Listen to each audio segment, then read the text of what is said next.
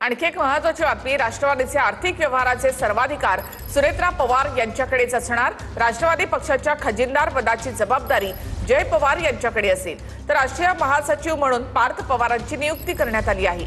राष्ट्रवादीच्या आर्थिक व्यवहाराचे अधिकार याआधी अजित पवार, प्रफुल्ल पटेल आणि वायपी त्रिवेदी यांच्याकडे होते।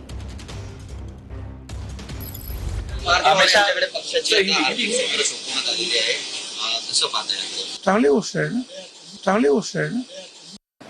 आपल्याला आठवत असेल की ज्यावेळी सुनेत्रा वहिनींचा शपथविधी झाला तेव्हा मी असं सांगितलं होतं की अजितदादांच्या दुर्दैवी निधनानंतर त्यांचा वारसा 100% सुनेत्रा वहिनी या पुढे घेऊन जातील। पार्थजी देखील अतिशय चांगल्या पद्धतीनं हा कारोबार सांभाळतील अशी मला एक पूर्ण खात्री आहे। आणि शेवटी पार्थजी असतील, जयजी असतील यांनी देखील संघटनात्मक काम आता सुरू केलेलं आहे। त्याच्यामुळे अतिशय चांगल्या पद्धतीची राष्ट्रवादी काँग्रेस पार्टीची एक घडी बसेल याच्यावर माझा विश्वास आहे।